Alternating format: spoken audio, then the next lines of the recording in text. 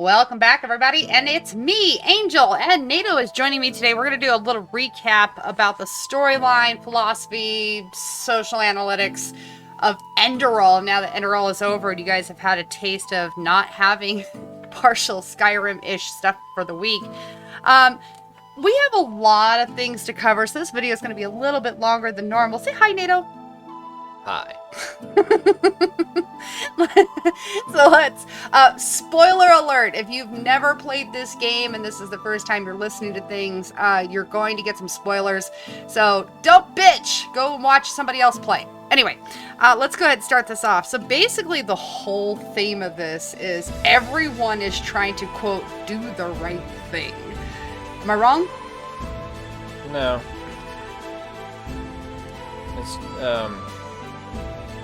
yeah, pretty much all the major characters, including yourself, their primary drive for the actions they take and what they do is because they all believe they are doing the right thing. They all believe that they're helping / trying to save humanity. With two exceptions. There are two characters who their motivation is pure malice. Yeah, absolutely. They're not trying to save anything. Yeah, and you know, starting from the big picture on this, like the biggest theme you see across the entire game is every occult in existence, and it starts right off from the beginning with Daddy, and you know, Daddy is creepy. It's like you go in, you're this little kid, and he's like, "Oh no, silly!" And then all of a sudden, shit starts going on fire. He's like, "Give me a fresh piece of meat! Give me a crisp piece of meat!" So let's expand on that one. And this ties in with your history. Regardless of what race or gender that you pick, you have the same background regardless. You come from basically peasantry, and you have your father, mother, and then you have a sibling of some variety. I don't remember, brother or sister. Doesn't matter. Sister. Yeah, it doesn't matter. But it's hinted very strongly that your father comes from a cannibal cult, and how that ends. Basically, what happened to your family. Your family dies. You're the sole survivor of your family. But exactly why and well, it's not necessarily not so much how your family gets burnt alive, but exactly how that came to be and why is a little ambiguous, and partly I think based on your decisions, whether you're the one that turned them in, whether purposely or inadvertently, but your family, particularly your dad's cannibalistic leanings, get found out by the authorities, and they rectify that heresy. Well, if you remember, Nito, when a few times that we've played before, we went looking around in that little cut scene at the beginning, and we found Mother's tombstone. We found that little book over there in the burned down house that leads to cannibalism. We went to the statue of Malthus a few times, and so there's a lot of things in there that can bring forth ideas that have absolutely nothing to do with the actual story, but kind of set your mind at a not at ease point when you talk to Daddy through, what is it, 5 or 6 different times throughout the entire game, including when we meet the little kid who's covered in tumors. So, because you meet Daddy again there, and you're just like, wah. So the big question is whether or not you are actually at fault for your family getting killed by the authorities. Right. Never really specifies what those authorities are, other than the masked men, which could mean anything. Yeah, but, that could be the Dark Brotherhood for all we know. Yeah. But granted, I don't think you're meant to know exactly whose fault it is. 'Cause I think it's the mod developers, their way of instituting doubt in yourself as to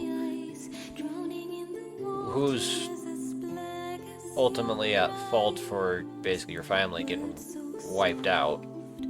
Whether it was you deliberately turning your dad into the authorities, or you inadvertently turning your dad into the authorities, or you had nothing to do with that at all, and the authorities were, heaven forbid, competent and figured out that your dad is a murdering psychopath. You bring up a really interesting point, because throughout the whole game you have a lot of self-doubt moments, and that brings up the next cult, and that was the Lightborn, and finding the doubtfulness of that they truly were, quote, gods when they actually weren't gods. But that doesn't stop us from worshiping them. Let's do this. And as you go through the game, the Lightborn aren't the only false god figures you run into.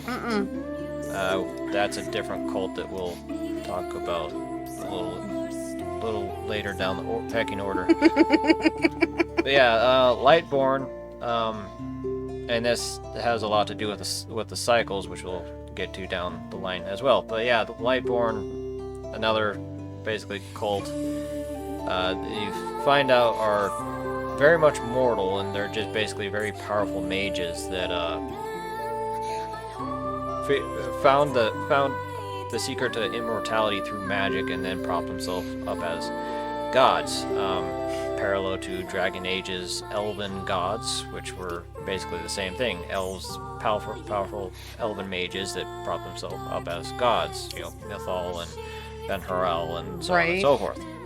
Yeah, and of course, that means that they need some sort of protection, which brings across the Order. Yeah, the Holy Order, which you are shoehorned into joining. Yeah. Also, Knights of the Templar. Just saying, not saying. But that's where we also meet Jespar for the first time. We meet Kalia, we meet Dunmar, we meet just basically almost every single character we're going to talk about today is through some means or form by the Order. Of course, Jespar is because supposedly bandits happened. But if you watch the vision, it wasn't bandits as much as it was probably Jespar himself. At least that's my perspective of it. You're talking about the ambush? Yeah. No, that wasn't. Well, no, that wasn't Jespar, because you can actually backtrack and confront said bandits. And yeah, Jespar had nothing to do with that, because it is a group of people. That's always fun, and hey, follow me, and then we do the one thing that Angel hates the most. I do. I can't stand the tracks on the mountains. They drive me crazy. I don't even like hiking them. So because you're weird. And then of course we meet the beautiful Kalia and Dunmar. As we process our way through, basically we get jump skipped from beyond an acolyte just straight into, hey, I'm going to make you part of the Order, and now you're stuck here. But at the same time, Kalia, I mean, how do we go wrong there? And Jespar and Kalia, particularly if you're pursuing some sort of romantic relationship, these two, well, they're the only love interest in the game, but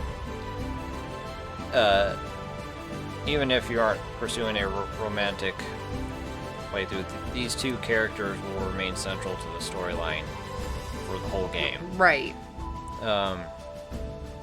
And they both represent, in regards to the Order, they both represent opposite opinions of the Order and religion as a whole. Jespar is he's working for the Order, but he does not believe in their cause whatsoever.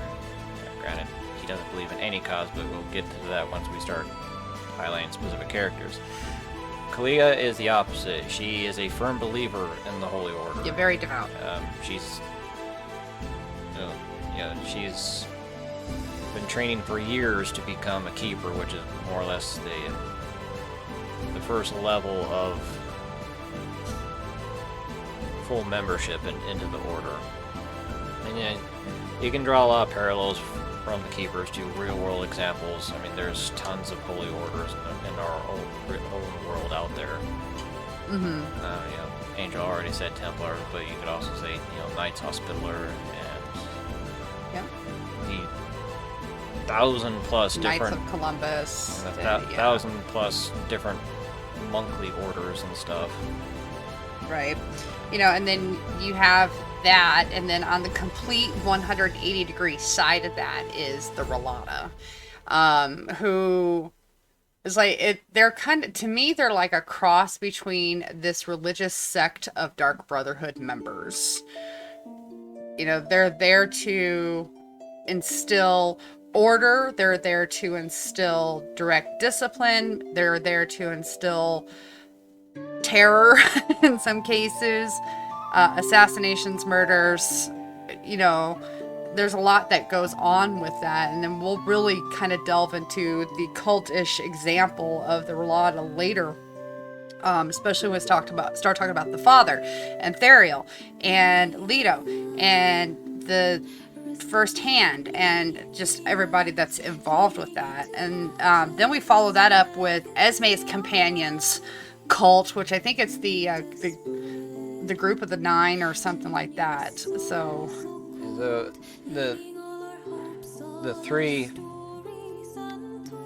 main cults of this story.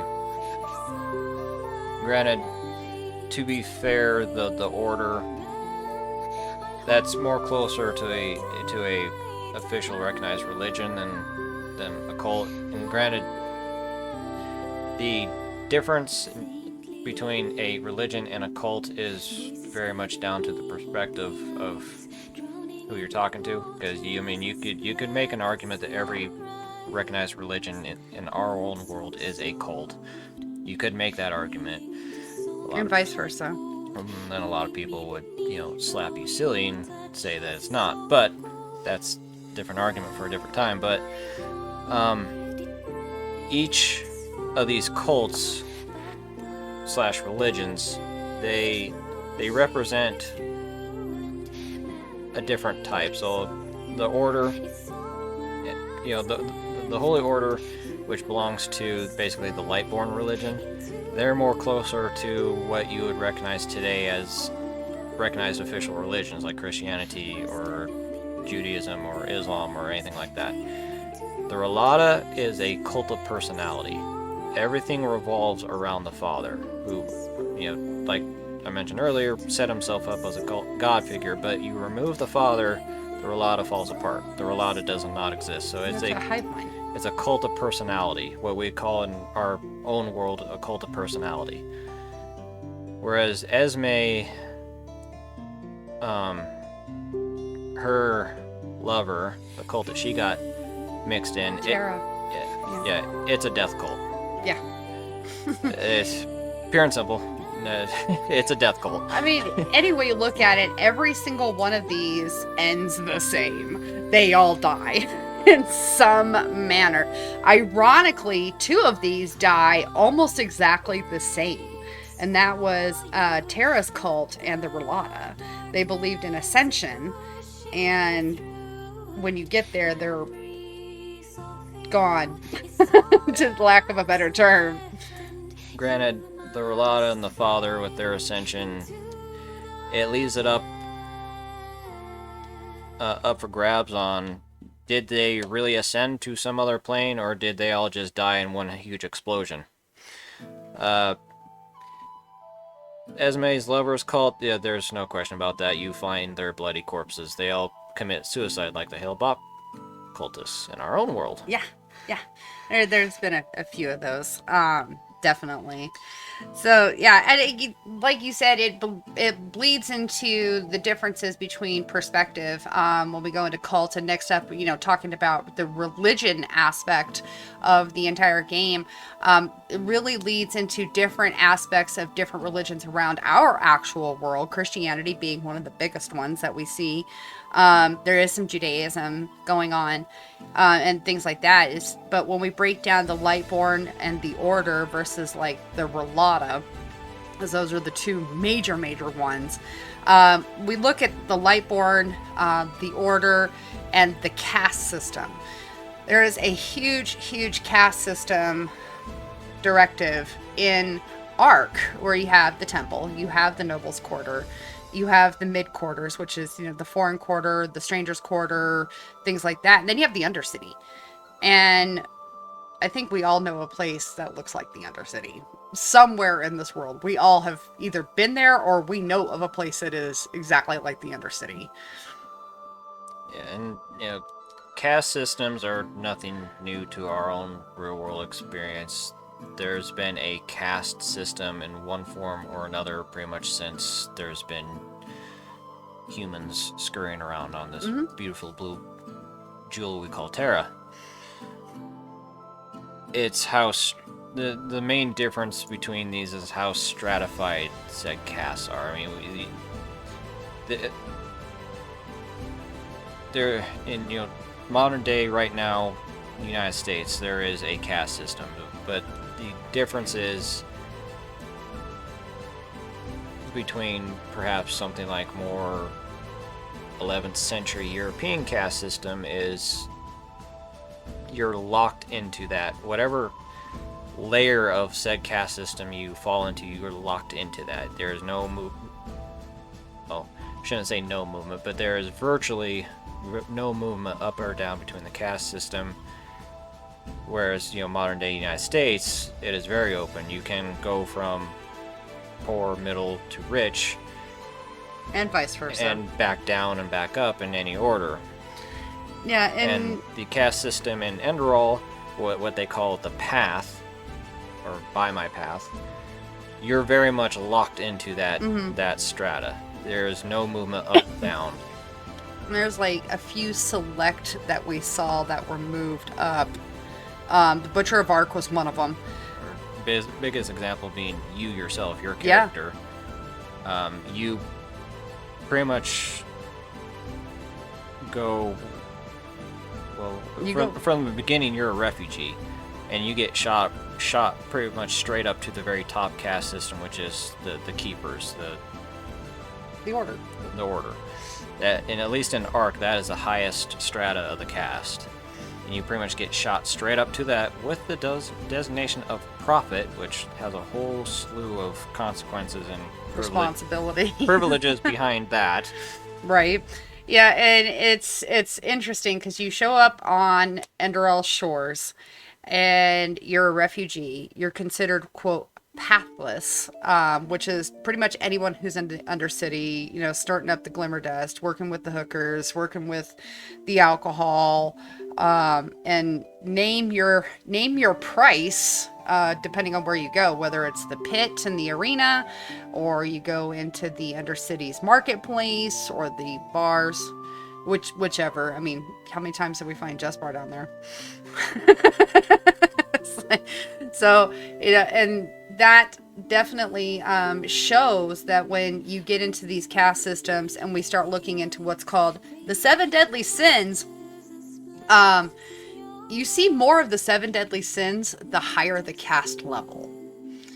And I really highly mean that. And I'm going to start with Aranthiel, because he is probably the most prominent deadly sinner in the entire game. And he's the most stuck on you as far as that goes.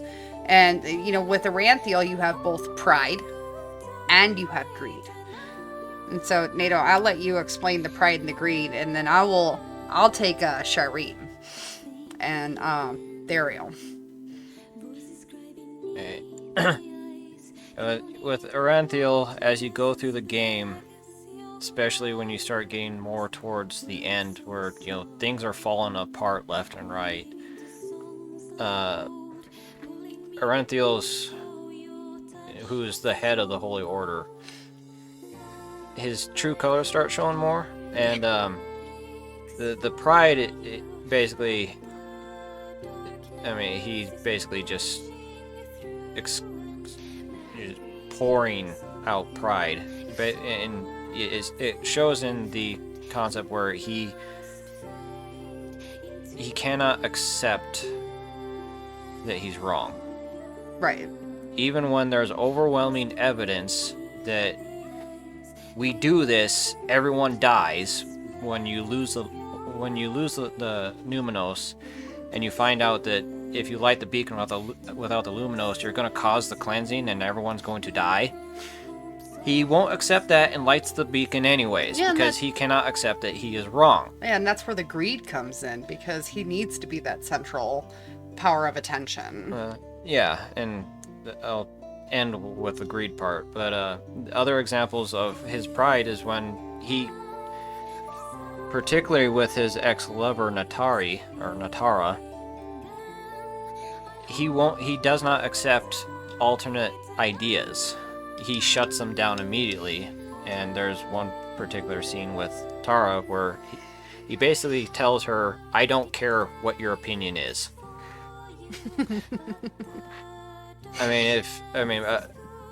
Pride and arrogance are kind of, the same coin. I mean, if that isn't the most prideful thing he says, I don't know what is. The greed aspect is,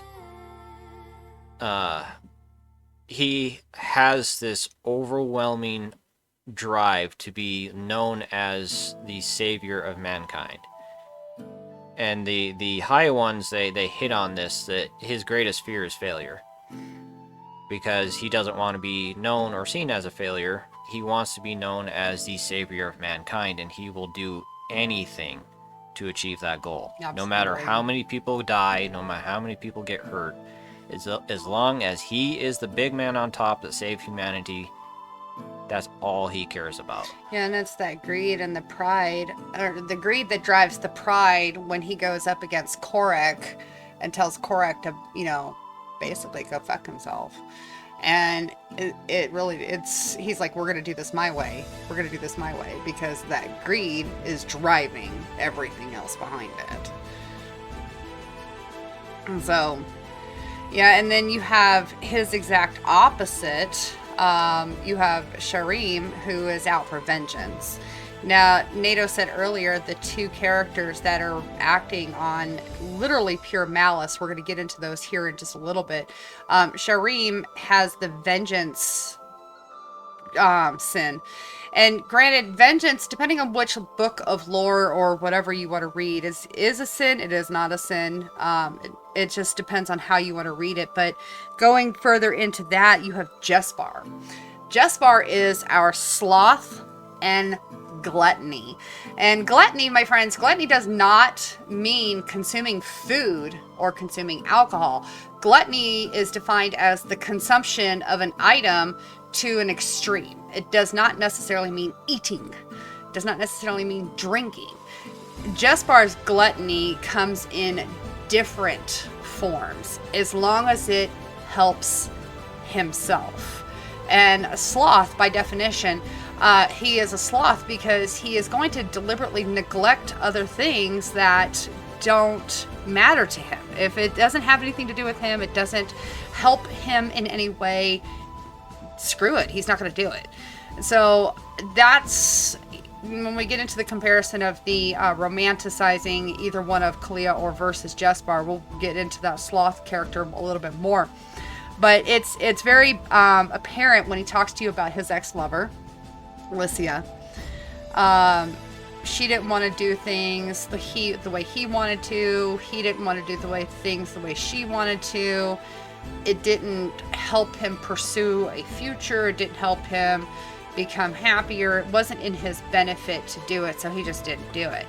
But the gluttony part is, I could use a good pipe. Shows up in the random whorehouses all the time. He's always looking for his next drink. Always. And as long as he can consume it to better make him feel better about himself. It doesn't matter. So, do you want to do Clea? Or do you want to split Clea?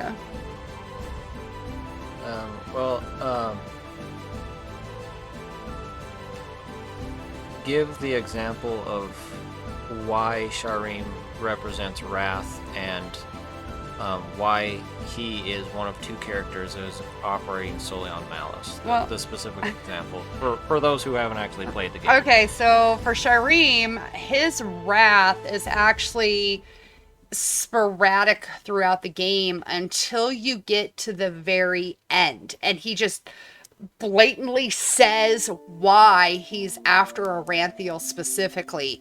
He is that dust mite right under your nose that you can't find, but it's going to make you sneeze. And he's there because Aranthiel killed his family. His vengeance is pure. His vengeance is hatred. And so his wrath, everything that he has been doing along the way, including killing Lashari, spoiler, including going back in time or going to a different time verse, going to, wanting to do this, destroying the Numenos, everything he has done to this point is basically to make sure that Aranthiel fails. And again, High Ones feed off of this. They feed off of the egos that are being built by all of these primary characters, all of these NPCs. So is that good enough an example? Let me go into a little bit more. Yeah, and I'll just add the reason, and the ultimate reason why, and probably the purest example of Sharim being solely motivated by malice is Sharim's vengeance comes at the expense of the entire human race. Yeah. He does this when he gets his vengeance means everyone, literally every single human on the entire planet dies. Yeah. So he represents the purest example of malice. Mm-hmm. Yeah. And so yeah, and it's just if you're listening very carefully to this game, and Suriat, the mod author, when they put out the game, I mean, they really did their homework putting this together, but you got to pay attention and you will see it. You'll see it throughout everything that Sharim does. And if you don't see it the first time after you get to the ending, play through it a second time and you will. So, you want to do Kalia now? Sure. Okay. You want the first half or the second half? I'll be the bad guy. Let me be the bad guy. You can be a good guy. So which one's the bad guy? The first one. Lust? Mm-hmm. Lust. Okay. Okay. I'll take that envy then. Okay, so Kalia is a mixture of lust and envy, not by her own doing. And this happens to be because of her own father. Yay! Because Daddy brought her back to life and put a demon inside of her. And me being the typical bad guy whenever I play a board game or anything else, I love this because that demon inside of her literally feeds off of this and just lusts after the death, the demolition, the disaster, everything that goes with it. Whether it's destructive, whether it's coy, whether it's just in your face, that demon is going to make sure it is known. Destroyed a village. Neat. Destroyed a guy. Neat. Destroyed an entire temple. Double neat. That is where the lust comes in. And then envy is her entire other side of the coin. So, the envy, do my best to be unbiased here because I love Kalia to death. The envy is her desire to be normal. Because all her life, she's secluded herself from relationships, attachments, just life in general, because she's so terrified that she'll lose control and this demon inside her will break free and go on a rampage. So she has this deep envy of everyone else because they get to live quote-unquote normally and she can't. And granted, I think she handles it very well, but there is an undertone of resentment in her towards other people. Um, and it kind of comes out in some of the conversations. One of the conversations could have with Kalia, um, that envy kind of comes out where she says, why don't you understand it? Why aren't you like everyone else? Why do you keep following me like a lost dog? Something along those lines. It's I hate to say it because I love Kalia too, and I'm very biased towards Kalia. She is a regular Dr. Jekyll and Mr. Hyde. Like, her demon is the exact opposite of her normal, quote, normal personality. So that's where Kalia's envy comes in. Granted, like I said, she handles it very well.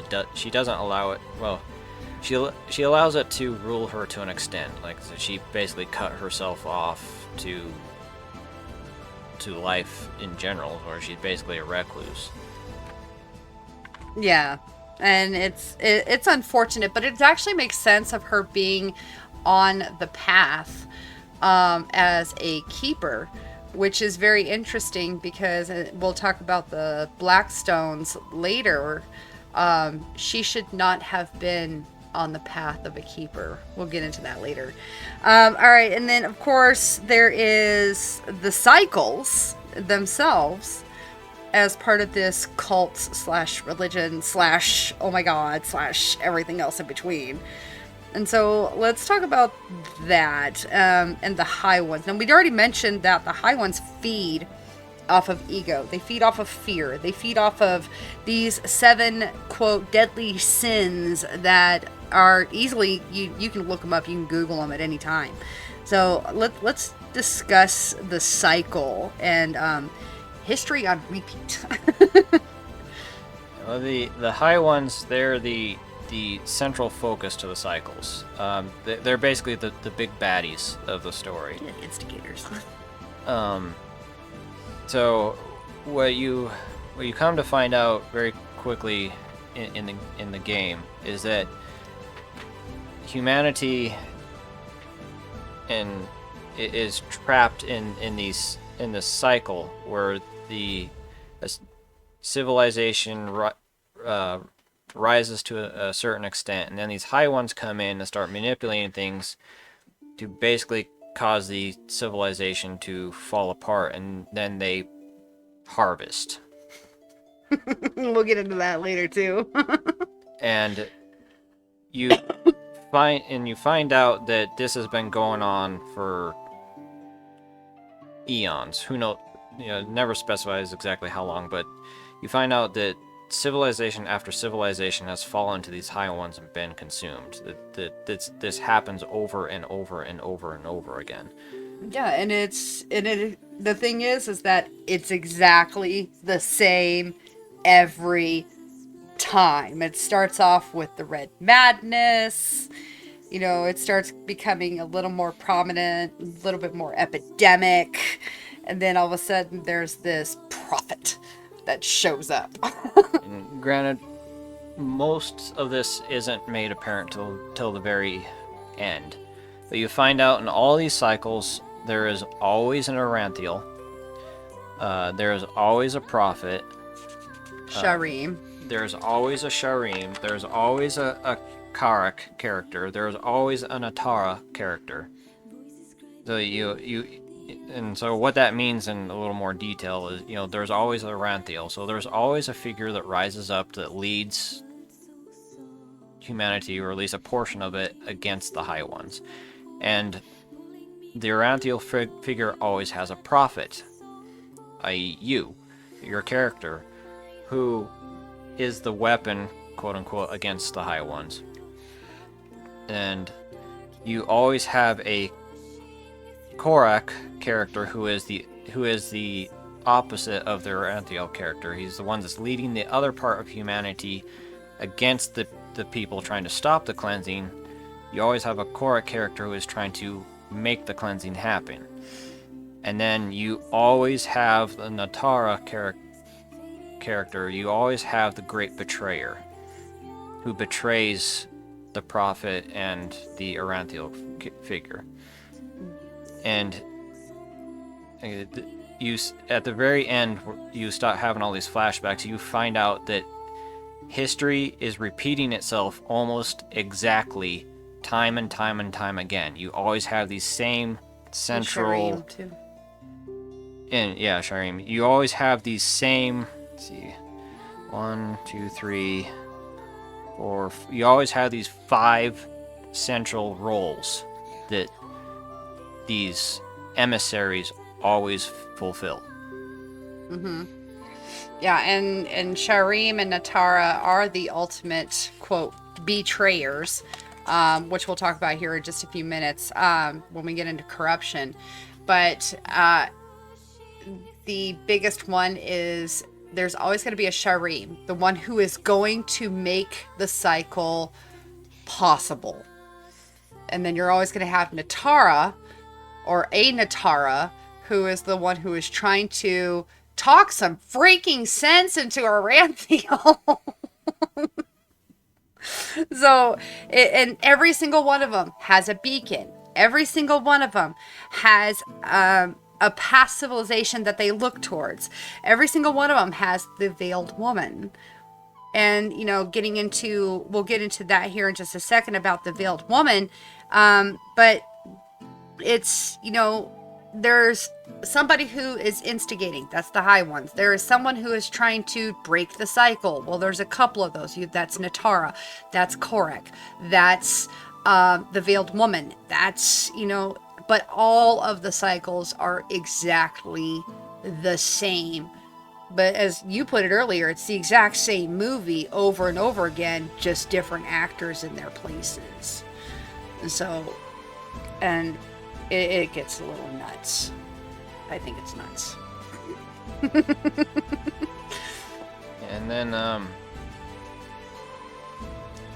you know, in regards to the cycles, the Veiled Woman is the wild card. She is the one entity in this whole saga that is actively trying to break the cycle. It's why she brought you back. Well, that's why she turned you into a fleshless one. Basically, the projection of your Former self. And I would say the Black Guardian points this out. You are the ultimate expression of yourself.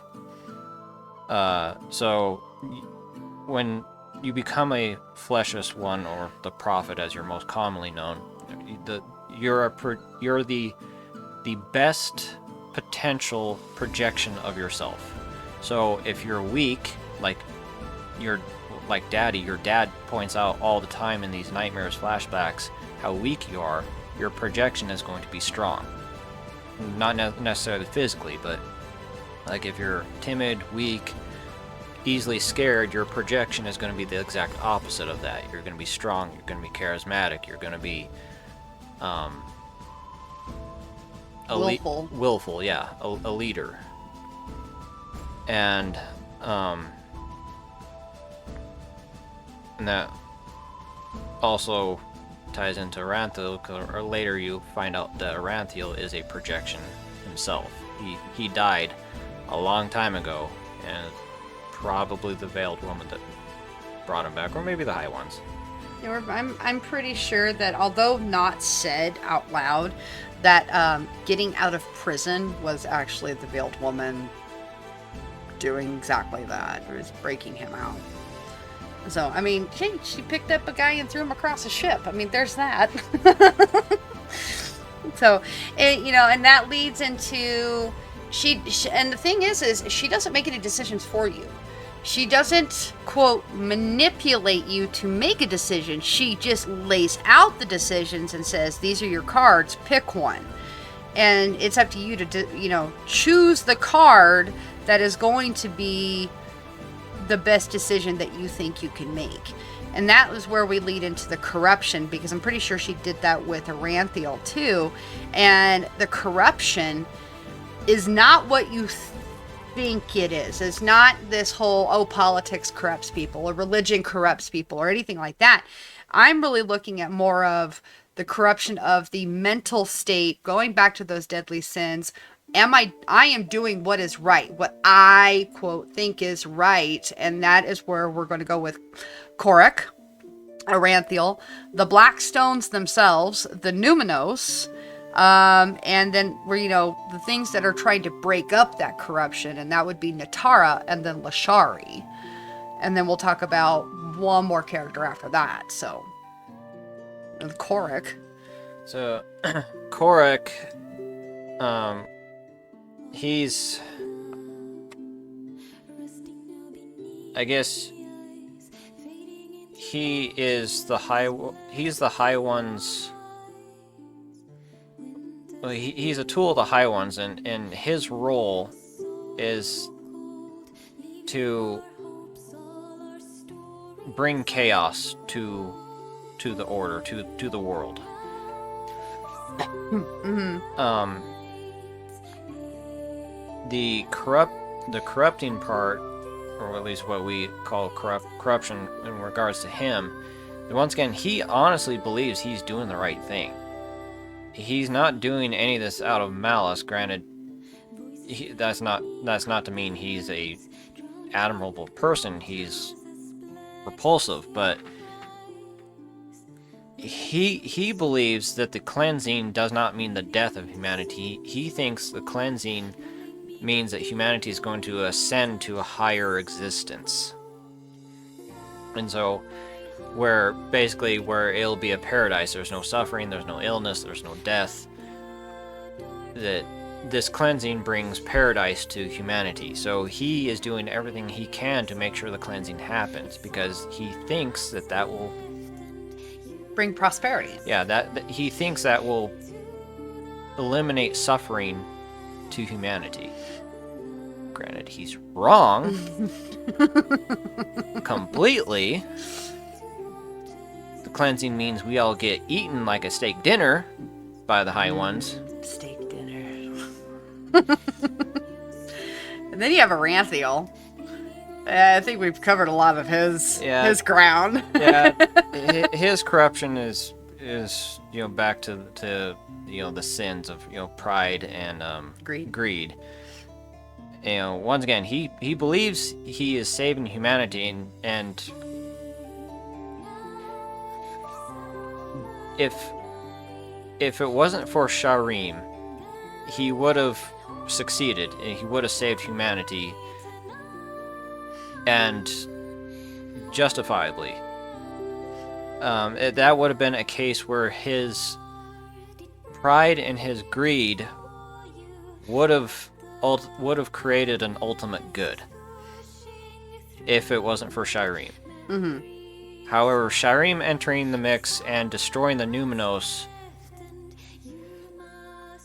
flips Aranthiel's greed and pride on its head and turns it into a negative, because like I said earlier, Aranthiel's pride does not allow him to accept defeat or a different opinion, because without the Numinos, the beacon actually causes the cleansing. Right. The beacon, that's the big trap of the beacon. And when Sharim destroys the Numinos, if you activate the beacon, you cause a cleansing. Aranthiel knows this, but lights it anyways, because he cannot accept that the world will know him as a failure. So it's whether he's consciously making this decision or not, it doesn't matter, but he goes and heads and lights a beacon anyways, because he would prefer everyone to die than for everyone to know he was a failure. Right. And it's kind of sad, actually. But there's more in the corruption of his pride and his greed. I mean, think about the son. His son. Yeah, who killed the Lightborn. Killed the Lightborn. The ex-spouse, who he basically dumped off like a dirty old rag. Natara, the Truchessa, who they were together. I mean, there's not a lot of detail on it, but they were an item for a while. And his pride and his greed got in the way, and it's incredible, the corruption level there. And then we go back to Korik, Aranthiel versus Korik. And Aranthiel's corruption is so heavy that he would risk losing an entire city to light the beacon than, talk it out in like a good political debate, or, around the round table or something. Granted, Korak and Aranthiel are so locked into their beliefs that realistically there was no negotiating. No. Their beliefs, their goals were simply too desperate from each other. Yeah, they're too headstrong. So there was no middle ground between Korak and Aranthiel. So to be realistic, there was no negotiation. It was either Aranthiel submits, lets Korak do his thing, and the cleansing happens and we all get eaten. Or Aranthiel stands his ground, defeats Korak, and prevents the cleansing. There's no middle. Although it is kind of a twist of irony that if Korak had won, defeated Anthriel, the beacon would have been destroyed, and the cleansing never would have happened. Right. That's the great irony of the thing. Yeah, and then you get back into, you mentioned it already, but the Numenos and Shireen. And Shireem's corruption comes from his vengeance.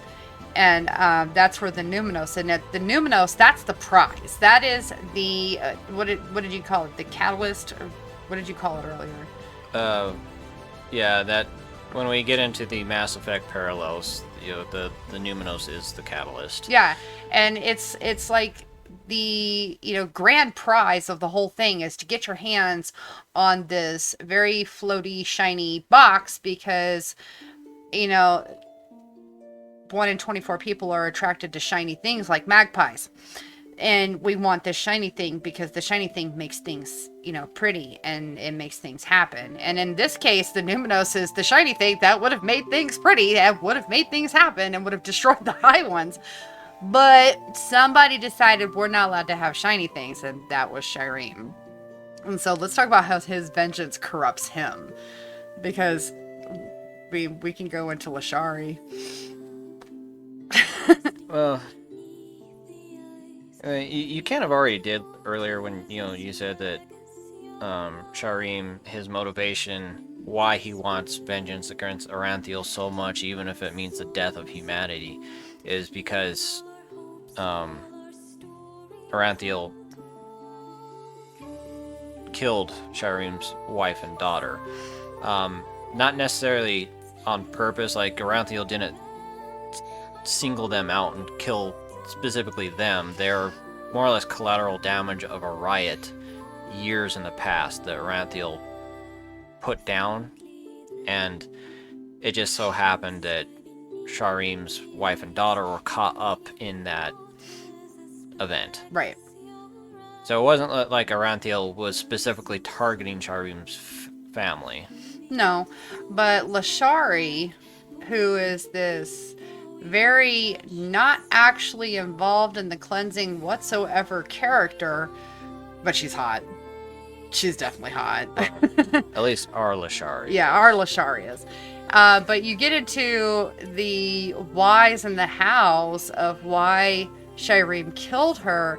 It's because she was actually going to tell the prophet or prophetess, whichever you play, that Shireen was behind all of this bullshit. She already had it uncovered, so he needed to get rid of the witness, basically, is what it was. And it sucks too, because like I said, she's hot, and you go in there and you're like, oh my god, she's dead.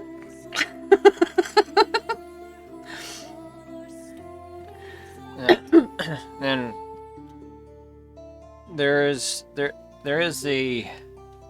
kind of physical, actual you can hold it in your hand, representation of corruption. That's the black stones, which ironically is what powers the beacon. But you discover that anyone who has a black stone for any length of time becomes corrupted, or if they're already corrupted, more so. They kind of go batshit crazy. And it's a step-up process to find the 3 black stones. So, yeah, and there's 3 stones. Each one when you find each one, bad things has happened to the person. You can do them in any order, but so the black stone that a rich nobleman originally had. Granted, I don't think the black stone corrupted him. I'm pretty sure he was a douche canoe from the start. I mean, he did drop off his son at a random village. Yeah. Said, "Here you go, deuces." But when he basically sent his son off because he was deformed, and that would be an embarrassment to the family. But when you finally track the son down because you discover that he had the black stone with him, you come across this village, and when you get into the village, it becomes pretty apparent pretty fast that something is very wrong with this village. Yeah.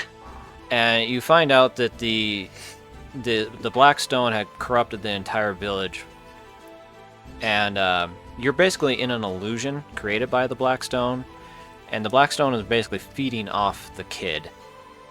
Yeah. And everyone in the village is dead because they basically starved to death because they've been under this illusion for years. And so... Yeah, the kid's motive, I think, has a lot to do with loneliness, jealousy. That's a big one. A lot of jealousy. Vengeance, because his father dumped him. And there's a lot to unpack there. Like, I want butterflies. Neat. Let's go shoot stuff. Okay. Yeah, we could do a whole video just on how messed up this kid in Village is. Right. But the basics of it are the corruption of the Black Stone caused the death of a whole village. Yeah, it's pretty up there in scale. And then, the next stone, I think the next step down from that stone is actually Jespar's sister, Adila. And which is interesting because when she got her hands on the black stone, she was not corrupt. She was not a keeper, but she was trying to become a magister. She was very religious. She wasn't looking for a companion. So basically a female monk or a female nun. And she wanted to, bring righteousness to the world. And she did so when you find all the bodies. Yeah, so, like, a key thing about the Black Stones is there's almost a certain level of intelligence with these Black Stones. Almost sentient. Yeah. Whatever individual they latch onto, they take that individual's greatest desire and amplify it past the extreme. So the kid, his desire was to be accepted, to be loved, to be normal. And so it created this illusion that encompassed the entire village where everyone loved him, everyone accepted him, he was normal. The downside is it literally sucked the life out of the entire village. You run into Daddy again. It's kind of creepy as fuck. Yeah. And then with Jespar's sister, she had this desire to do good in the world, to bring justice to the world. Well, Stone amplified that to extreme where she started going after these legit criminals and then killing them in the most horrible way. I think the rapist was probably one of the worst ones. If you actually read into it, she actually castrated him. Mm-hmm. And then there was the one where she had his face basically boiled alive. It's like... Yeah, and then the one that basically was very there was another one that or no, was it she? I think was very rich, had all the food that she could ever desire. She locked this person in a cage, surrounded by food. That was a woman, yeah. Yeah. And all the food was rotten. Yeah. And it was just out of reach. You couldn't even reach it with like a stick or anything. Yeah. And she gave her a stick. That's the thing. She had a stick. She couldn't reach any of it. Then, the last black stone that you go for, and probably, at least for me and Angel, had the biggest plot twist since Knights of the Old Republic. Yes. The first time we played, we went, holy shit, that just happened. You and Kali are going through this castle, and you find out that there is this doctor, or at least what we call a modern day doctor, who had a little girl who was sick, and he was trying to find a way to cure her. He even froze her body. As you go through the mystery in the castle, you find out that little girl wasn't just sick, she was dead, and father was trying to bring her back to life using the black stone. Once again, black stone takes the individual's greatest desire and magnifies it to the extreme. And it caused this doctor, who originally was known for, Miracles, basically. miracles, treating the sick regardless of status or station, did nothing but help and heal, turn him into a psychotic killer. Yep. And then, like I said, the biggest plot twists that we've personally experienced since Revan and Knights of the Old Republic is you find out that this little girl was Kalia. Yeah. And you're like, that's why she was alone in the village, because Daddy died when she finally got brought back to life. It was basically a trade-off, and part of the Black Stone, which is something I've never really understood, and Nato and I've talked about this a few times. Part of the Black Stone resides inside Kalia, and her envy feeds it to create the lust, and that's where the amplification comes in. And so when we get into that part of the castle where she basically blows that fucker up like nobody's business. Totally hot. Yeah, it was totally hot, but there is no word said about actually what was happening up there, and it's like, there's a lot of interpretation to be done. But yeah, she blew up a building. That's the way it was. She blew up a building. And you're just sitting here going, I gotta get to her. I gotta make sure she's okay. Oh, that's not good. Everything's on fire. And then all of a sudden, kaboom, and that's when everything happens. And it's like, that's the black part of the Black Stone that's actually residing within her soul. And so when you actually think about it, the beacon isn't complete. It wouldn't be complete even if you put the numinous on it, because part of Kalia is the Black Stone. You think about it. Yeah, maybe. I mean, you put the three black stones as they are, and the numinous, and if you turn that son of a gun on, I don't think it would defeat the high ones. Maybe. I don't know. I mean, it's a really good theory.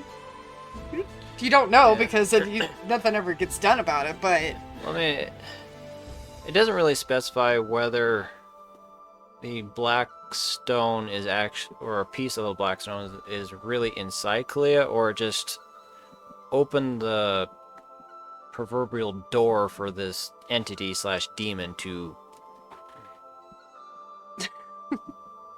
possess her? yeah. I was trying to come up with a word that didn't sound sexual. Possess her. Yeah. She was possessed. It's like the whole Exorcist thing. There's no coming back from that.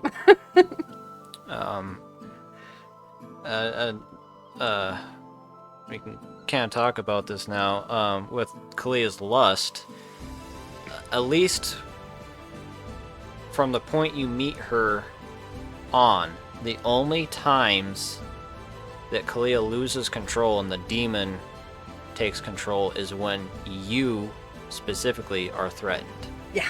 by Something. something. And granted, this is especially prominent if you're pursuing a romantic relationship with her and she starts having feelings for you. The only time she loses control is when you are threatened.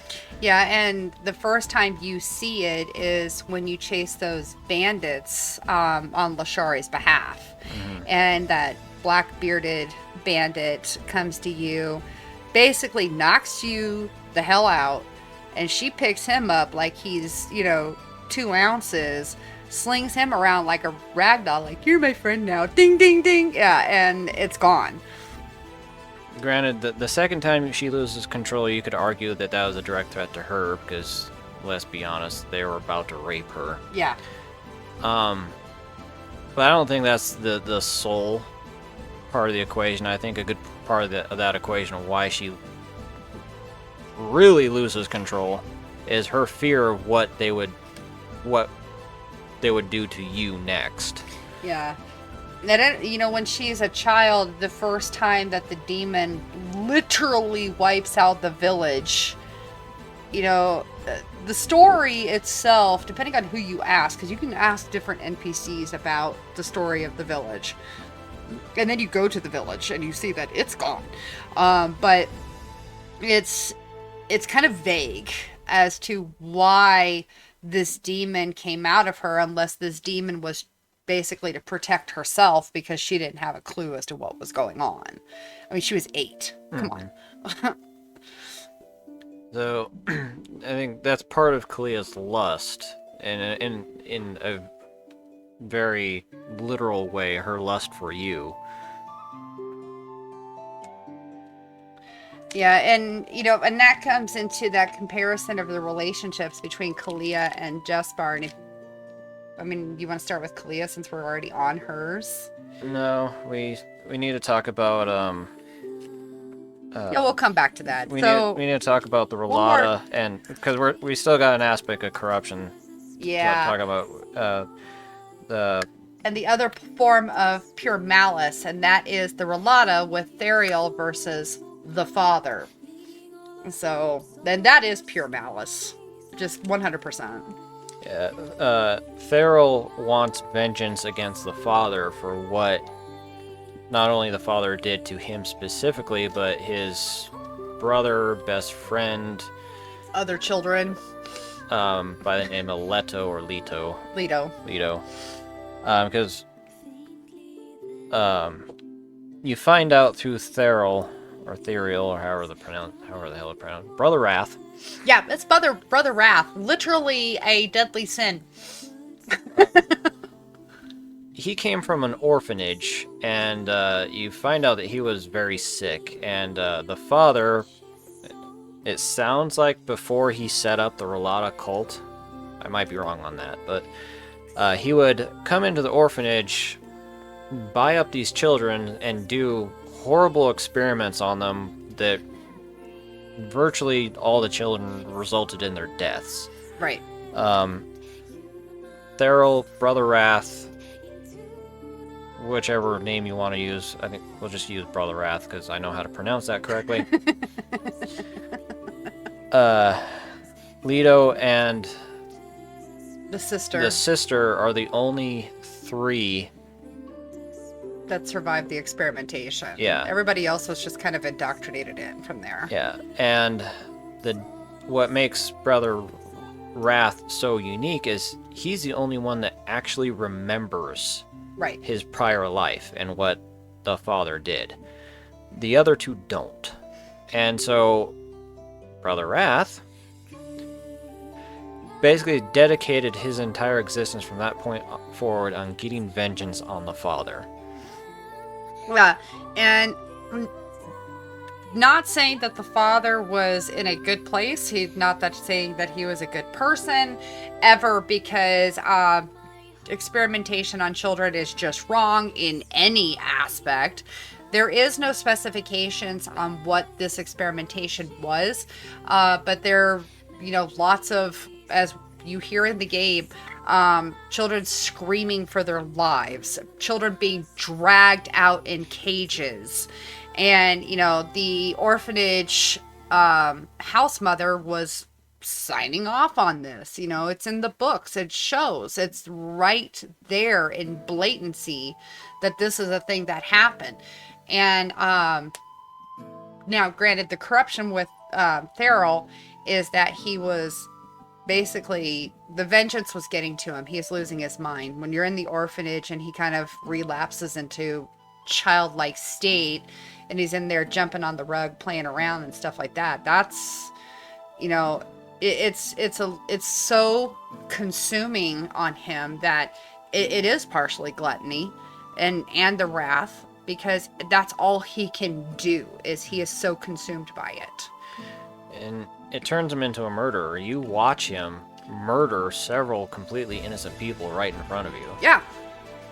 And it's really bad. And it comes back to those cults. We go into the stages of the steps to become trusted enough to go to the ascension and, quote, protect the members of the Relata during their ascension.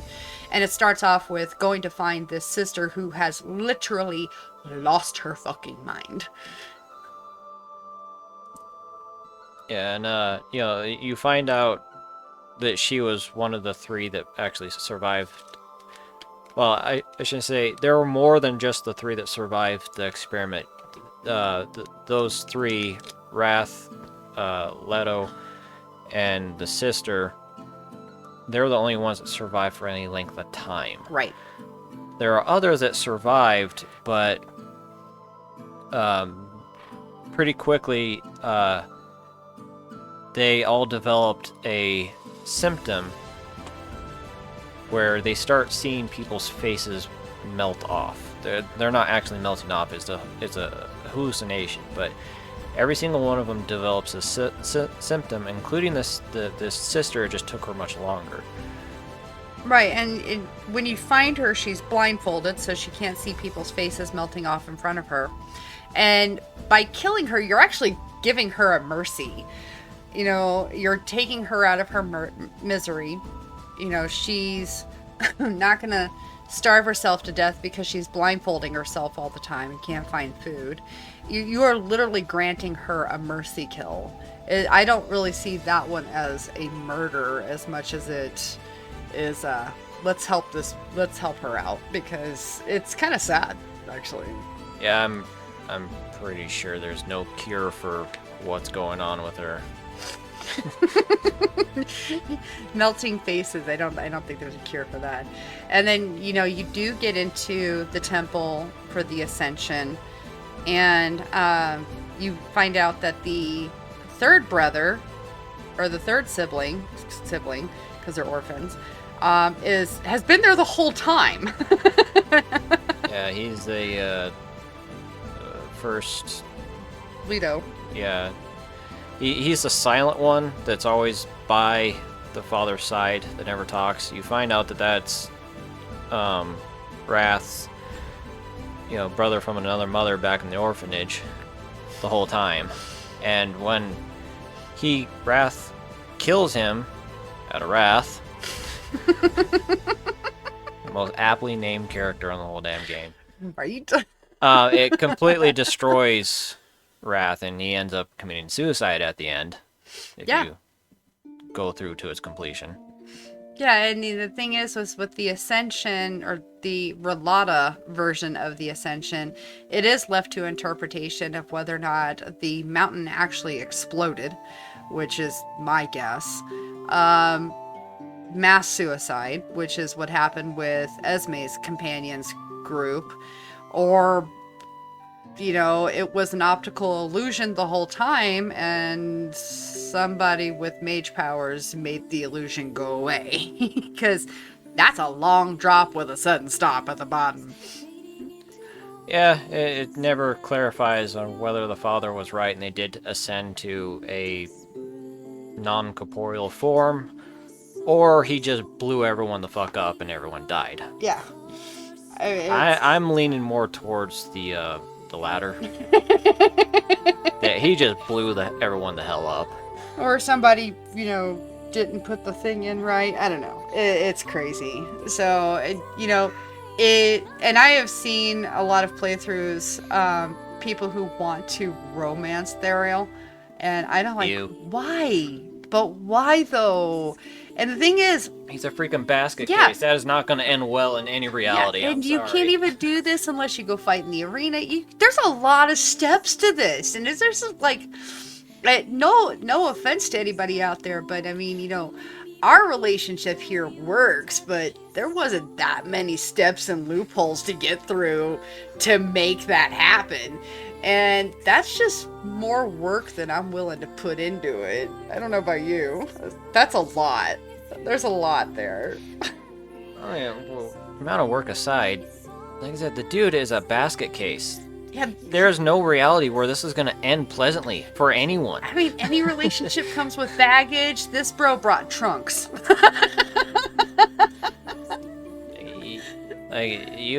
It wouldn't even fit like on a Nimitz class super carrier. Yeah, I know. It's like, geez, and then you get into these relationships and looking at all these different characters, and you're like, no, you don't want. That's just not okay. Except Clea. I'm going to say biased towards Clea, but we do need to compare the two relationship statuses. I mean, Jespar versus Clea, and I'm going to tell you guys, Jespar's relationship is cringy. It's a little dodgy, a little spotchy. It's definitely cringy. But then there's Clea now, and I'm going to tell you, both relationships come with baggage. Yeah, we can move on to a comparison between the two only love interests. And yeah, like Angel said, yeah, neither one of them are perfect. Both of them have their past, their baggage, their dark side. I mean, if you haven't noticed by what we said already and the actual playthrough we did, we're Clea fans. Mm-hmm. Yes. Not just because Clea's hot, but personality-wise. Jaspar's whiny. Yeah, I mean... I don't do whiny very well. We'll try to stay objective here, because we are biased towards Clea. But, both of them have rock bottom moments. When Jespar, the aftermath of dealing with Jaspar's sister is his rock bottom moment. Yep. And it's a dumpster fire. It ends badly. Versus Clea's rock bottom when she learns out that she's basically undead. Yeah. That's another one. I keep saying it, but there's a lot to unpack there. And I mean, you told me that I was undead, I would probably blink at you, laugh, and ask you if you were drinking. So, at least for me, the big difference on why I like Clea so much more than Jespar, other than the fact that I'm a straight male, is how they handle those rock bottom moments.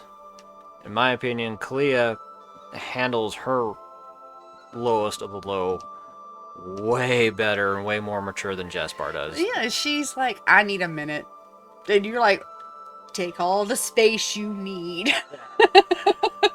Clea's response to figuring out that she's undead, not technically alive, is, yeah, she says, I need some time, and she reflects and she trains.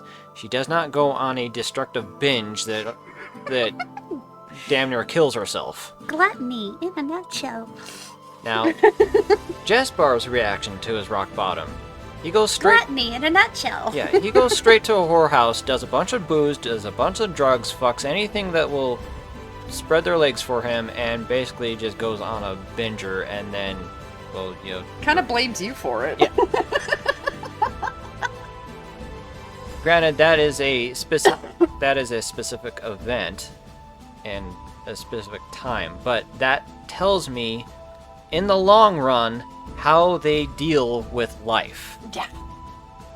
And Jespar going on a self-destructive binger tells me that that's pretty much going to be his reaction to everything throughout life, and I would not touch that with someone else's dick, let alone my own. Well, and there's not just that situation, and this is trying to stay unbiased too, but when you go on this train ride and he tells you all about his daddy issues, there are a lot of you think Kalia should have daddy issues with what happened to her.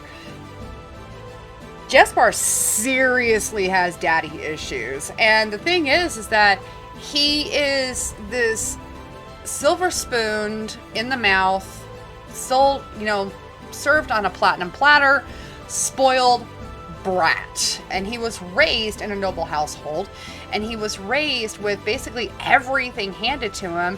And because of that thought process, because of his rearing, he has daddy issues when daddy makes a good judgment call. And it's like, no, you should have just done XYZ. And he gets all pissed if you agree with his father's side of the story. Yeah, and that's another difference in reaction that Jespar has versus Kalia has, because Kalia has a traumatic moment in her younger years as well. And once again, there's a big difference on how the two react and handle that. Jespar, when he loses his comfy life and his father, he basically he blames he turns incredibly selfish. Yes. Well, granted, he's probably selfish to begin with, but his reaction was completely selfish. It was, he got angry, not because his father was killed. He got angry because his cushy lifestyle got taken from him. Right, because of his father's decision. Yeah. And then his life choices after that point were always 100% selfish. If it didn't absolutely benefit him, he didn't do it. And one of the conversations you can have with him, he brings up his past lover, Lucia. And there's a moment where basically she told him that she loved him and she wanted him to commit to her. And that pissed him off because it didn't fit his pro-life choices. Yeah, so he basically stormed off, and then, if I remember it correctly, he heard a commotion, came back, and he found his lover at the mercy of a bunch of bandits. Mm-hmm. And what did Jespar do? Without blinking an eye, he turned right the hell around and walked off because he couldn't be bothered to save, or at least even attempt to save, or even help, the person he was companions with, romantically involved with. Yeah. And granted, this what I'm about to say is 100% my own personal belief, that when someone tells you they love you, you take responsibility to an extent for that person. That's just me. Now, there's a lot of other people who probably tell me I'm full of shit, but at least with me, when someone says I love you and they wholeheartedly mean it, you become responsible, at least to an extent, for that person's well-being. Mm-hmm. Because you now have the power to absolutely destroy that person. Agreed. And the fact that without even batting an eye and with zero regret, he just turns the hell around and walks away, not because he was afraid of his own life, but just simply, and he even admits it, because he couldn't be fucking bothered. Yeah. It's yeah.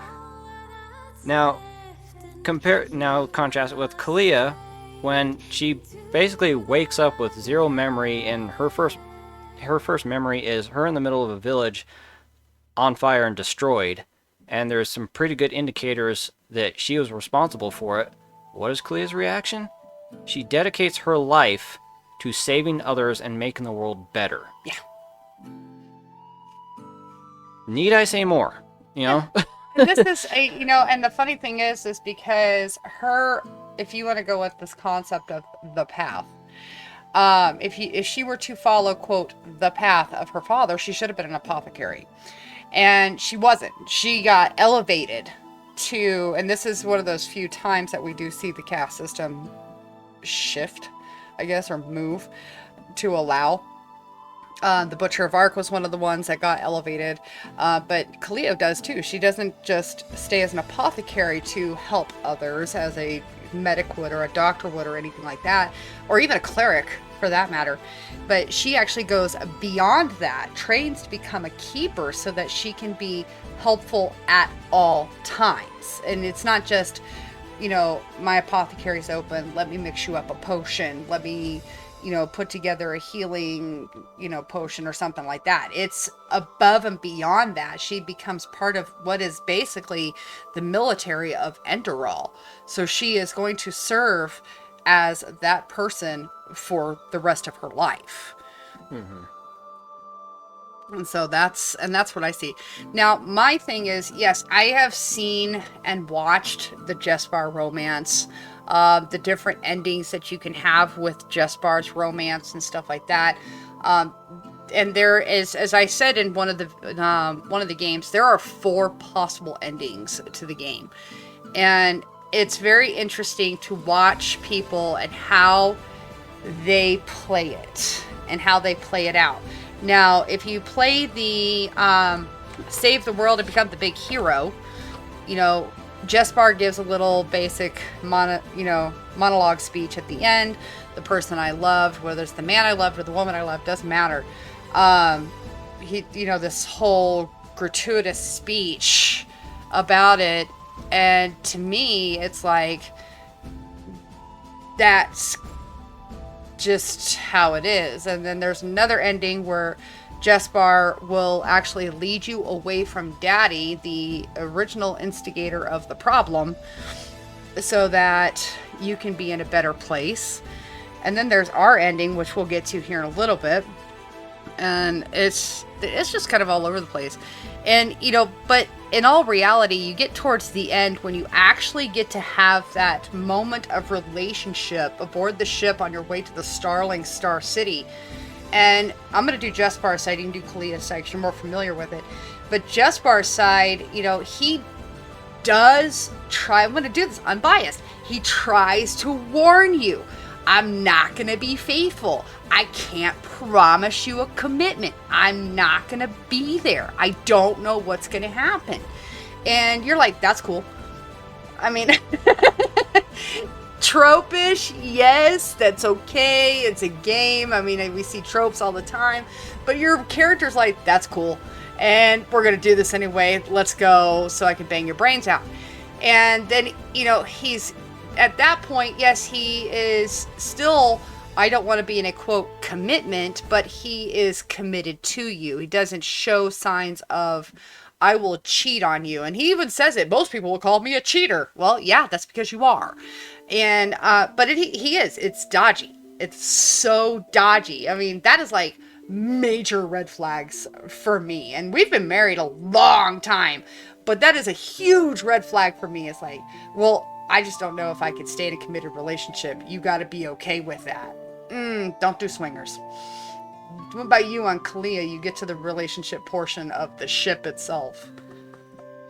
So Kalia, when you get to the ship and she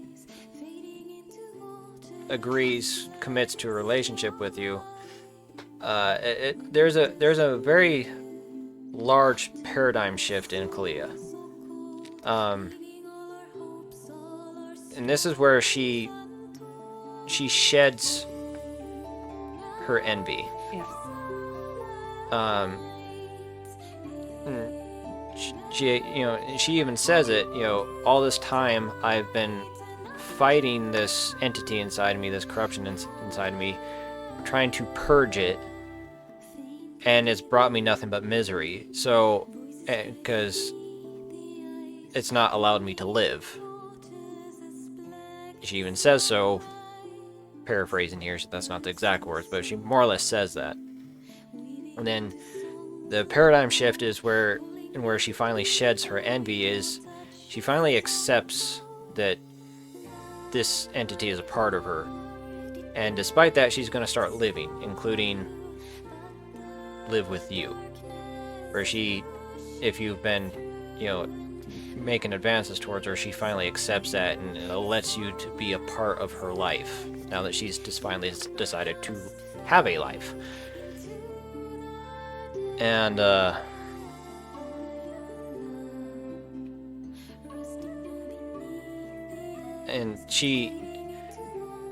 why I like Kalia so much more than Jesper, other than the very long list of crap I've already said, is she commits to you, but still doesn't lose her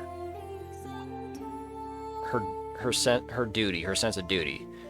She is always committed to making the world a better place and fighting evil and helping people.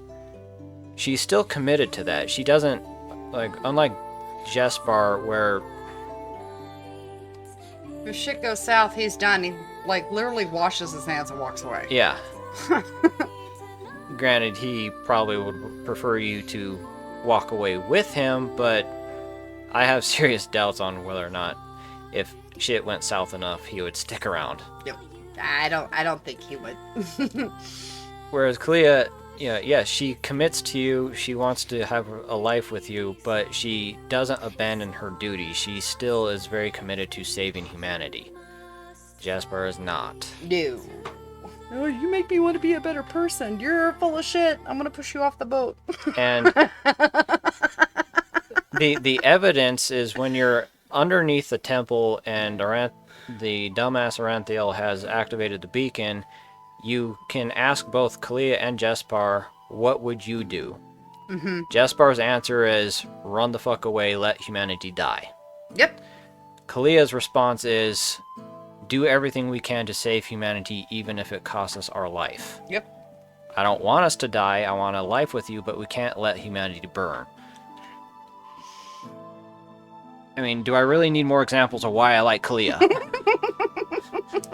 Granted, I come from military, I have a military background, and duty, honor, and sacrifice are very central to my being, so that is very much clouding my judgment.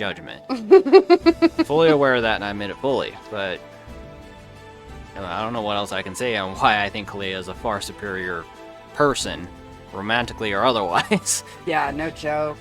I mean, even if she was your bestie, you'd be like, I would totally do anything for you, bestie, because you're my bestie. Alright. Yeah, it's just, I just can't do the Jesper situation. A lot of people do. They love it. They're like, okay, I'm totally cool with that. More power to you. Not telling you not to do it.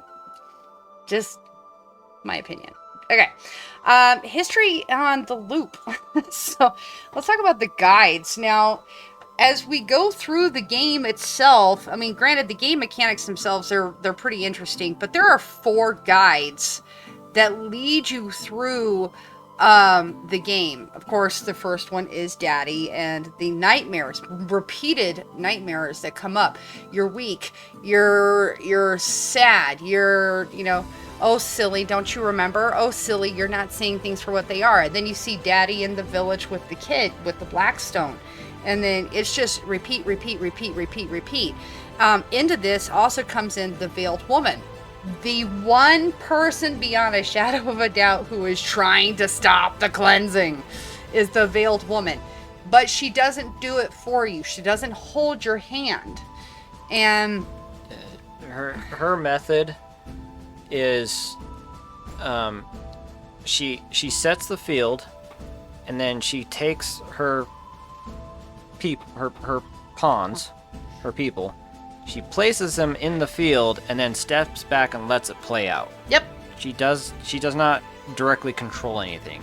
She just gives opportunities. Right. And sees what happens. Yeah, and so basically it's Veiled Ones the Veiled Woman versus the High Ones. Who's going to get the better score of this? Because the Veiled Woman is trying to give the opportunity for you to see what's actually going on. Daddy is trying to tell you to see what's going on. And then the high ones are like, no, no, no, you need to look over here. They're the manipulators. They're the ones who are the dial, the spin, the dice, whatever it is, that they're going to throw something random in your path to make sure that you will trip over it. I don't care how big it is. You will hit it when you go over it. And then you also have the aged man. We haven't talked about him yet. No. Aged man, he's... Excuse me. He's a guide, but he's not like, the high ones or the veiled woman or like even Aranthiel, who is kind of a sub-guide. But the aged man, he's an observer. Mm-hmm. He doesn't care what happens one way or the other. He just watches. Mm-hmm. And yeah, when you run into him, yeah, he does try to advise you, and he does help you. He gives you the Book of the Dead. Word of the Dead, Yeah. which turns out is a very critical component in defeating the High Ones. But he doesn't do it out of any desire to break the cycle or save humanity. I got the vibe that he's doing it more out of, he's curious on what you will do with it. Yeah, because he's seen this movie. Yeah, He's seen this movie before. Yeah, he's immune to the cycle. He can't get harvested. He's been around for eons, and he's seen multiple cycles come and go. And So would you say he's kind of bored and wants to see what he can do? Yeah, with that? yeah, that's a good point. He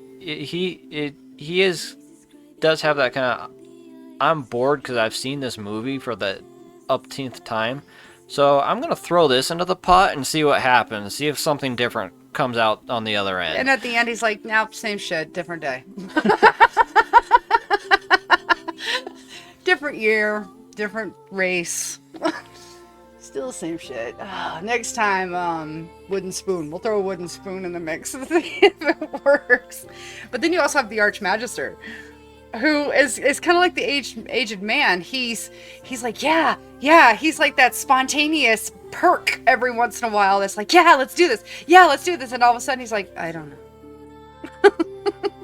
It's just like he goes from like this ultimate high to I don't know. How long will it take you to translate things? I don't know.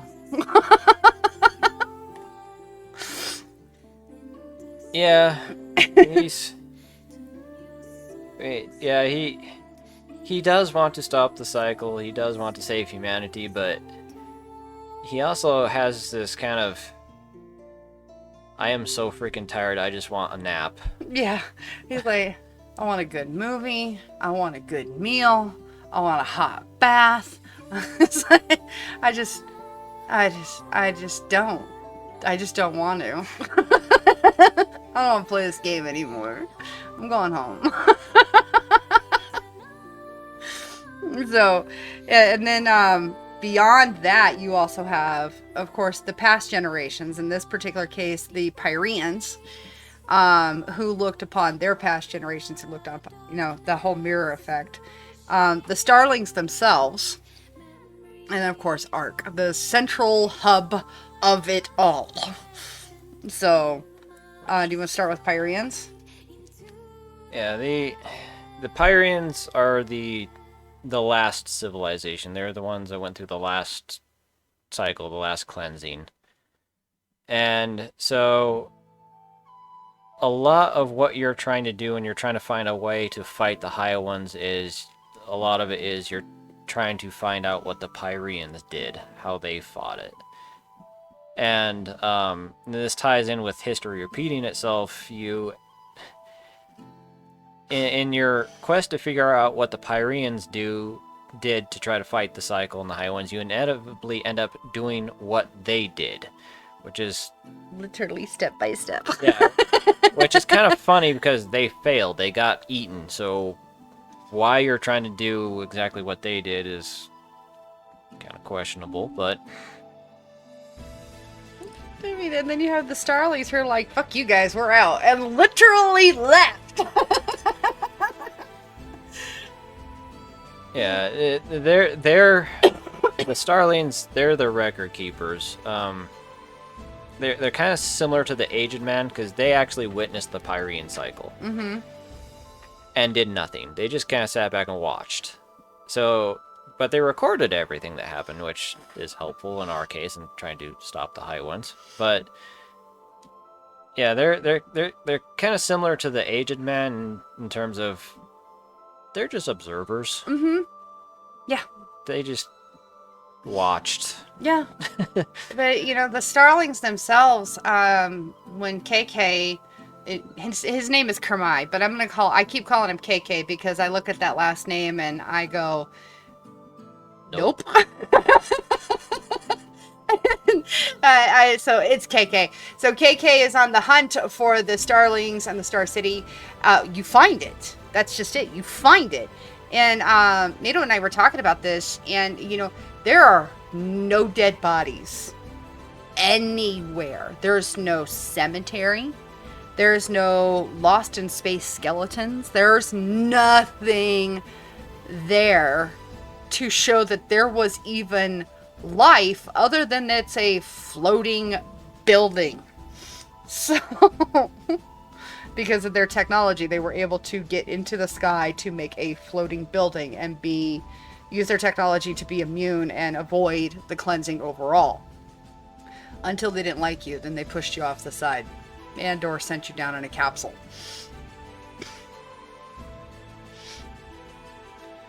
I mean, the Starlings and their fate. I mean, that could be that would have to be its own video. But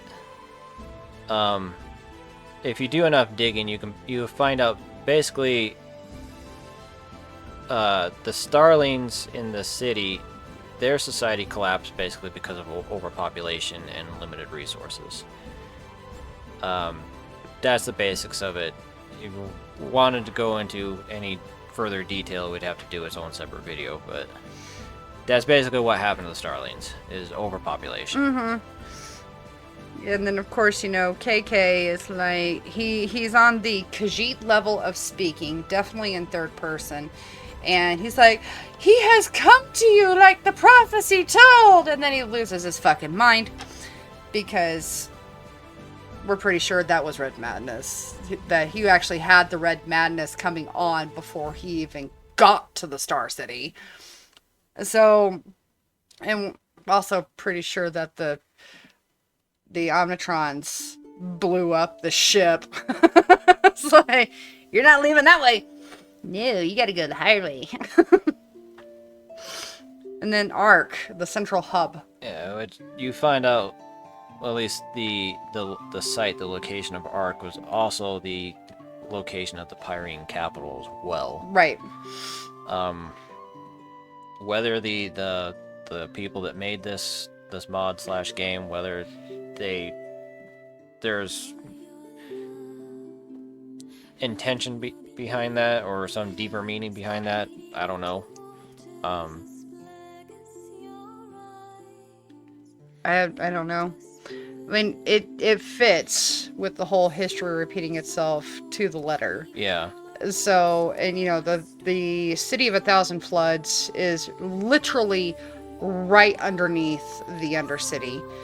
And you know, talking about that, you kind of think that the Undercity itself was actually part of the Pyreans. And it's not actually something that was built during Ark's time. It was already there in existence. It's just as these quote pathless ones got ran out of town, they're like, well, we're not leaving Ark, you can't make us. And so they went underground, and lo and behold, there's already a city there, and they're like, hey, look at that.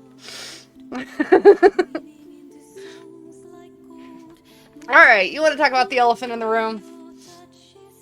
Yeah. Let's get it done. Let's do it. You start, because Mass Effect's your baby. That is your champion. 1, 2, 3, and Andromeda. Those are yours. So I'm going to let you have this one. I'll just tune in every once in a while. Says the person who literally drools over Liara and Miranda. And Trainer. Yeah, Trainer. Samantha Trainer. Anyhow. This next little bit, if you've never watched and/or played the Mass Effect trilogy plus Andromeda, you're gonna have no freaking clue what we're talking about. Yeah. So I don't know what to tell you, but But those of you who have, and those of you who have put the comments into the channel, thank you so much for those comments. Yes, we are going to bring that up because the first time Nato and I played that, I think it was like the 3rd hour we were into the game, we both went, this is a lot of Mass Effect vibes. Like, I can't get away from the fact that this is like Mass Effect medieval style. and so yeah, well, we were just talking about Ark, so Ark is the citadel of Mass Effect. Yeah. It's the central hub, literally. Everything revolves around the citadel. All roads lead to the citadel. And in Enderal, literally all roads lead to Ark. Literally, it's a central hub. Everything happens. That's the marketplace. That's the docks. That's the all of it. It's right there at Ark. You got the beacon, which is the crucible in Mass Effect. Yeah, and the Numinos, which we've mentioned. You spend, granted, you don't spend the whole game, but you do spend a decent portion of your time in Enderal looking for the Numinos, because this is the key component to the beacon that will allow it to work. And that's kind of what you do with Mass Effect. How does, what in Mass Effect is virtually the same freaking thing. In Mass Effect, it's the catalyst. You spend the entirety of the 3rd game looking for the catalyst because it is the key to the crucible, and without this, it will not. Well, it will work. If you activate the crucible without the catalyst, it's going to cause a massive explosion that kills everyone, not just the Reapers. Now, speaking of Reapers, now does that sound remotely anything similar to what's going on in Enderal? If you activate the beacon without the Numinos, it's going to cause a massive explosion that kills everybody. yeah, that happened. Whether that means a literal explosion where everything goes boom and everyone turns into a crispy critter, or magically where everyone's soul gets sucked out of their bodies, they turn into a crispy critter and birth a new high one. Which leads into what the high ones are. They're Mass Effect's Reapers. Reapers! To a T. They require the harvest of an entire civilization to birth a new Reaper. And that new Reaper in Enderal is the Black Guardian, which ironically looks a lot like the human Reaper they were developing in ME2. So the Black Guardian isn't going to turn into a new high one. That was just a coincidence that you face off against a giant human-looking Centurion. Organic synthetic machine thing. Which is what you do at the very end of ME2 in the collector base, where you fight against a giant human-looking synthetic organic thing.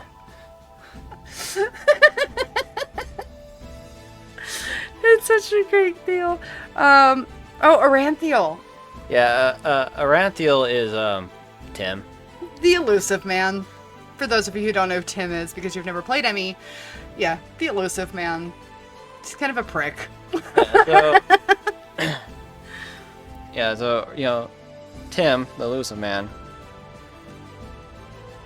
Granted, Aranthiel is not as behind the scenes as Timmy is, but in terms of person who is completely ruthless, believes he's doing the right thing For humanity. and ends up coming within a hair's breadth of wiping humanity out while still believing he's doing the right thing. And indoctrinated. And yeah, there's just a lot of parallels. head of a organization. Aranthiel's head of the Holy Order. Tim's head of Cerberus. Has pretty much complete dictatorial powers over their organizations. Like I said earlier, wholeheartedly believing that they are fighting for humanity, fighting to save it, not realizing that their actions are going to doom it.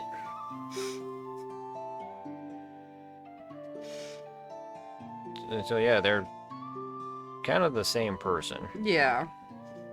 And then you have the Powdered Desert, which looks a lot like Tuchanka. And then you have Duneville, which you were telling me about this one. Yeah, Duneville, it's like Ark. Well, Duneville is the only other major city in Enderal. But it's the exact opposite of Ark. Ark is very clean, very ordered, very structured. Where Duneville is very dirty, very lawless, very chaotic. Basically, Mass Effect's Omega. Without the, sorry, strippers. That'd be nice. And then you have the Red Madness. Yeah, the Red Madness is basically indoctrination, and you do find out that the Red Madness is the High One's doing. They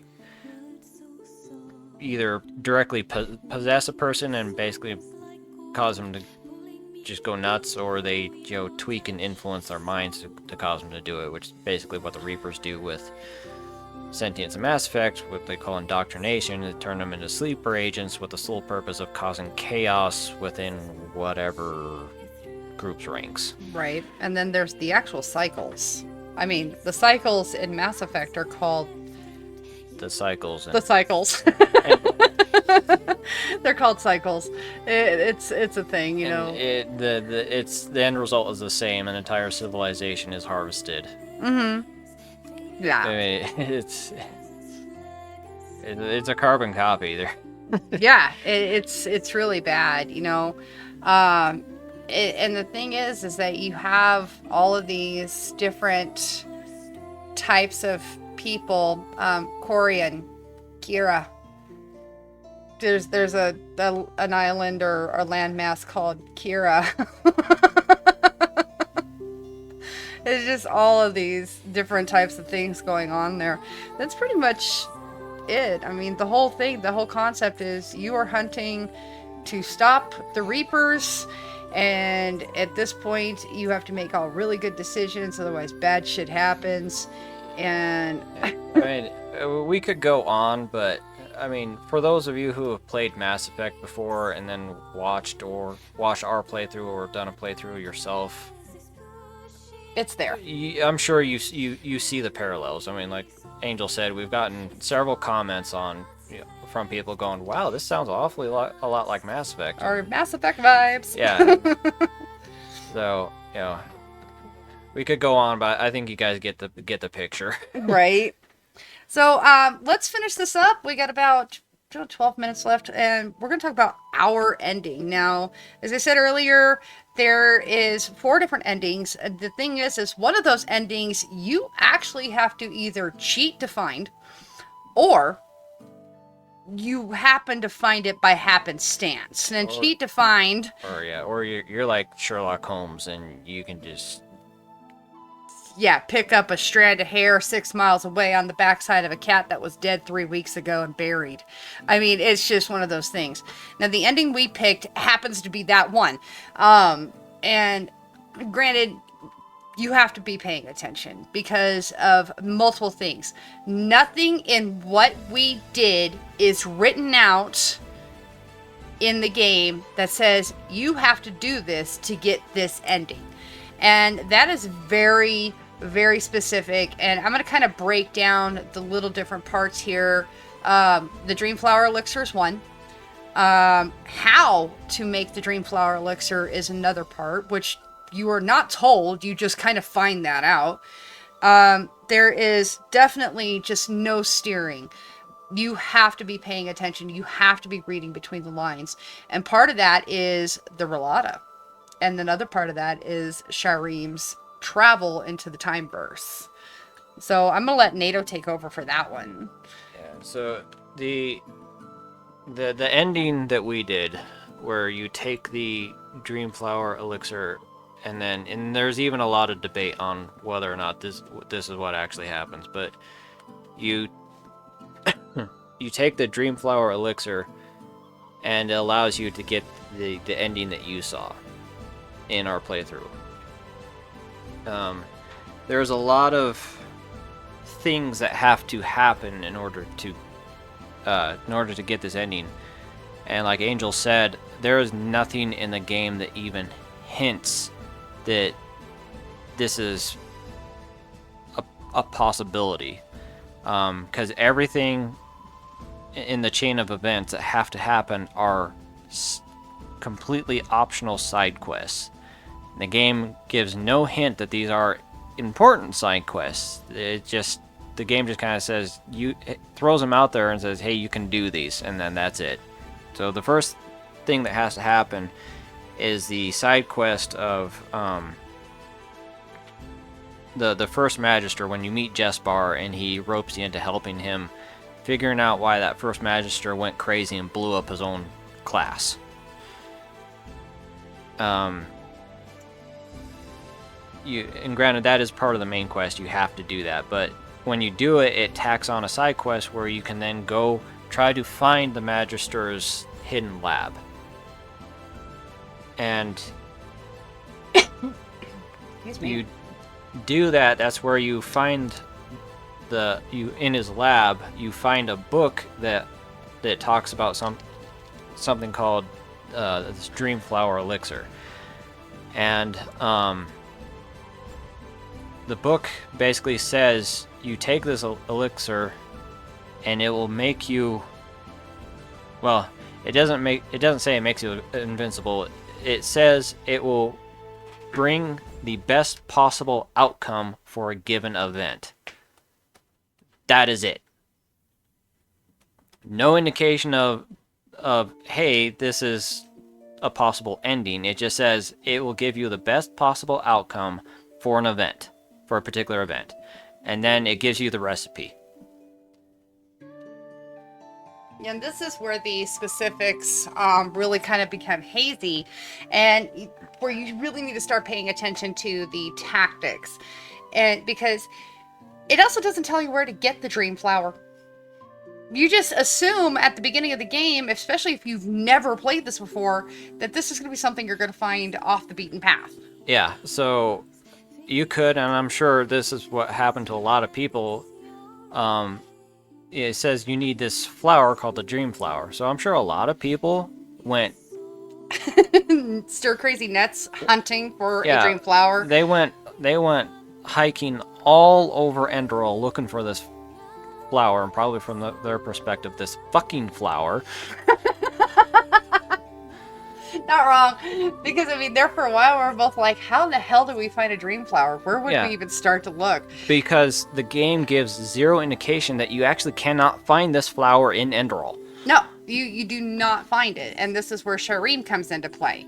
Yeah, and so a little further down the road, Shareem comes asks for your help to basically go to an alternate reality so he can see his wife and kid again. This is the one and only place you can find the dream flower. And clams. No, you can find clams. Well, even if you can, it's irrelevant to this discussion. But the flowers.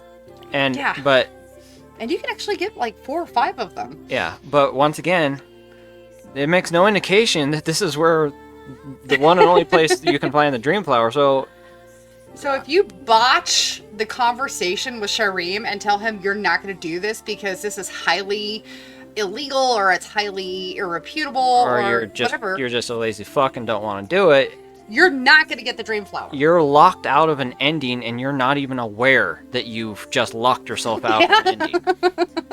And even if you do agree to help Shareem and go to this alternate reality, once again, there's no indicator this is where the dream flower is. So if you're not diligent, you don't poke around, you could go into this alternate reality, not find the dream flower because you didn't look for it. You just went into that alternate reality, made a beeline to the house, sat there, listened to the conversation, and made a beeline back. Yeah. Completely unaware that you've just locked yourself out of a potential ending. Yeah, and it's crazy. So it's yeah, and then we have to learn, how do we make this son of a... Yeah, there. So assuming you agreed to Shireem's request, and assuming you went to this alternate reality, assuming you found the dream flower, How do you make it? how do you make it? Because I'm sure a number of people went, oh, cool, I got everything, and went to every alchemy table and every cooking pot that they could find, and Figured out you can't make it at just any individual place. Yeah, It's very specific. yeah, could not make it, and probably more expletives were involved. There is only one place in the entire game that you can use to make this elixir, and it is the Father's Chamber. In the Father's Chamber, there's a specific pot alchemy thing. I don't remember what it's called. It's got a unique name to it. That is the only place you can make this elixir. Once again, the game makes no indicator that this is where you have to go. Nowhere in the book that you read, nowhere in the recipe. There's just this random fucking pot in the Father's quarters that you have to complete, and it's even more hidden because you have to go through the entire Rolata quest line. And once you finish it, then you have to go back to the Rolata temple, which a lot of people are thinking, well, I finished the quest line, so there's no point in going back. You have to go back to the Rolata temple itself, because finishing the Rolata quest line is what gives you access to it in the first place. You have to finish the quest line to get free access to the to Father's quarters. Like I said, for a lot of people, they're not even going to consider going back and poking around, because for a lot of people, it's going to be, cool, I finished the quest line, I'm done, and never think about it again. Right. So there are so many things that have to happen that the game gives zero indicator on they have to happen to get this ending. So I'm guessing for 99.99999% of the people out there that played this blind and did not look something up on the Enderal wiki or did not watch ahead on other people's videos, they are going to completely miss this ending and not even be aware that they missed it. Yeah, and the best part is it doesn't even tell you how to get into the Rolata. There's only one way to get noticed by the Rolata, and that is by going through all the fights in the arena. So you have to finish all the fights in the arena before you can even start the... It's a great game. It really does take you through a lot of... And yes, okay, it does shoehorn you into becoming part of the Order. Whatever. Yeah, but it's worth it. And I'm not saying this as I'm bitching. No. I'm saying that I actually like games that don't hold your hand. I like games that trust that you're intelligent and can use your own damn brain to figure shit out. So, everything I just said in regards to this Dreamflower ending, that wasn't me bitching. That was just me highlighting that it is so easy to miss this. Oh yeah, absolutely. So, well, that's pretty much all I have for Enderal. Great game. Sariat really did they did an amazing job putting this together. Will there be an Enderal 2? No. That's definitely something that's already been put out there, but if you get the chance to play it, give it a shot. It's free. You can go on the Nexus. You can download it. Well, you have to buy Skyrim. Yeah, you have to buy Skyrim. It runs off the Skyrim engine. Right. So, but it's a great game, and it's great characters. You do any of the side quests that we did not do, totally put them out there, There's a lot of them, too. That's just it. There are a lot of side quests we actually did not cover. And it's just hours and hours of great gaming. So I'm Angel, this is NATO, and this is Gaming with Angels. We're signing off. You ready to get out of here? Yes. All right. Bye, everybody. See you guys next week. Because I got to